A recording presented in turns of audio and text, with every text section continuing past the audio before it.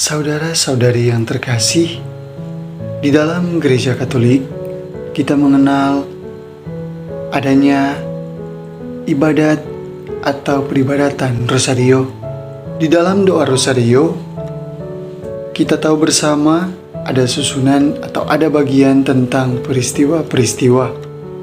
Di dalam peribadatan atau doa Rosario, kita merenungkan dan menghayati tentang setiap peristiwa yang dialami baik oleh Yesus sendiri maupun juga oleh Bunda Maria.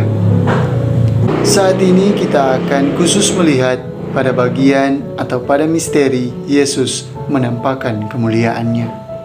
Tentu peristiwa Yesus menampakkan kemuliaannya ini memiliki suatu arti, memiliki suatu makna yang sangat penting dan mendalam, karena peristiwa ini merupakan satu peristiwa yang menunjukkan bagaimana kuasa dan kemuliaan Yesus, dan juga bagaimana Yesus dimaklumkan oleh Allah bahwa Yesus sungguh adalah putra tunggalnya.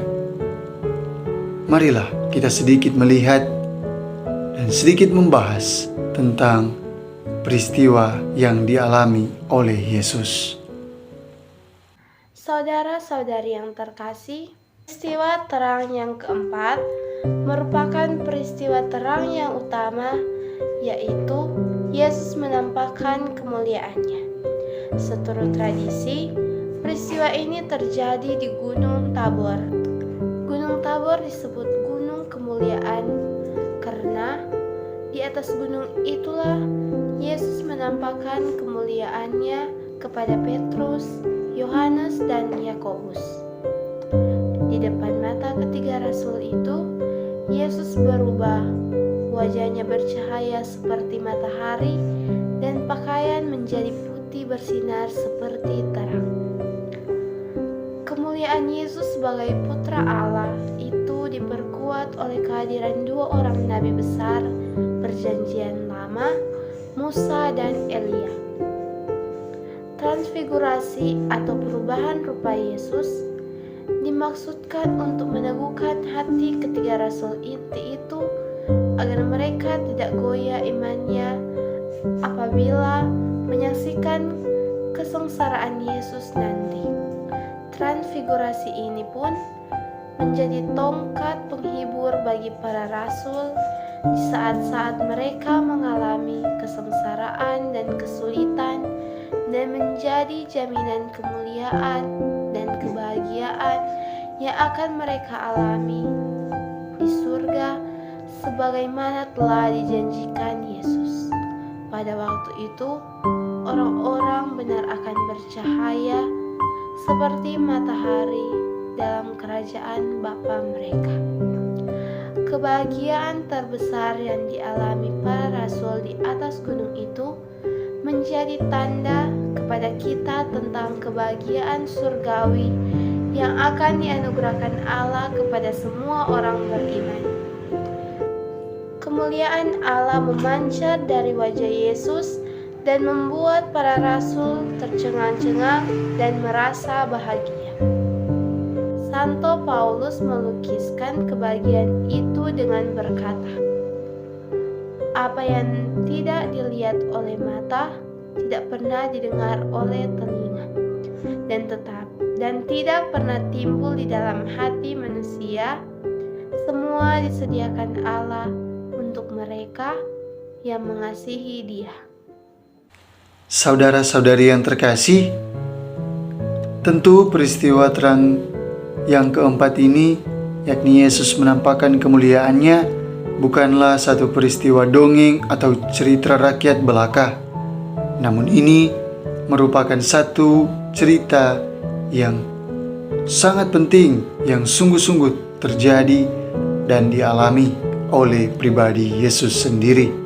Dan peristiwa Yesus menampakkan kemuliaannya ini, atau yang dikenal juga dengan peristiwa transfigurasi, yakni Yesus berubah rupa dan juga pakaiannya menjadi putih berkilau-kilauan, disaksikan oleh ketiga murid, yakni Petrus, Yakobus, dan Yohanes.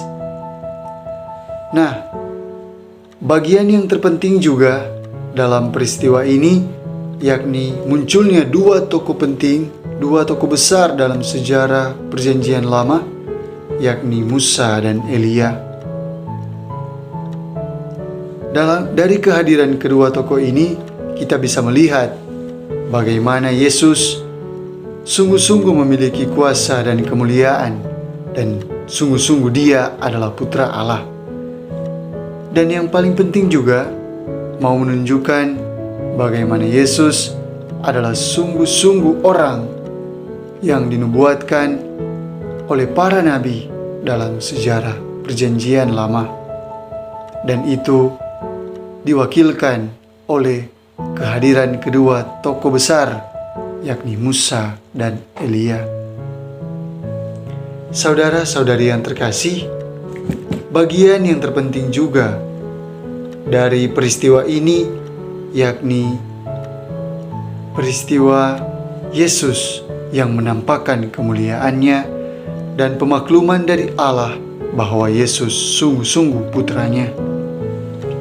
Dengan demikian, peristiwa ini yang kita doakan dalam doa Rosario bukan hanya sebatas kita berdoa dan memohon semata, tetapi yang paling penting juga kita mau merenungkan, merefleksikan, dan memaknai setiap peristiwa, termasuk peristiwa Yesus menampakkan kemuliaannya ini.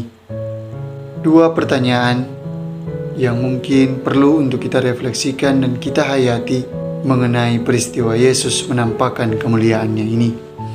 Pertama, apakah kita di dalam peribadatan Rosario sungguh-sungguh merefleksikan, merenungkan, menghayati, dan memaknai tentang peristiwa Yesus menampakkan kemuliaannya ini?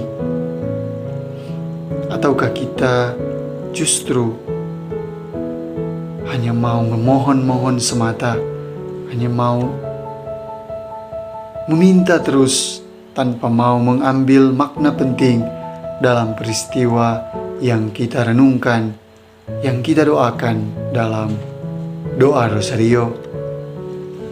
Dan yang kedua, apakah kita sungguh-sungguh mengakui kuasa kemuliaan yang dimiliki oleh Yesus? Dan juga, apakah kita sungguh-sungguh mengakui Yesus sebagai Putra Tunggal Bapa? Ataukah kita justru seringkali meragukan kedua hal tersebut, yakni kuasa dan kemuliaan yang dimiliki oleh Yesus, sekaligus juga bahwa Yesus adalah Putra Allah sendiri?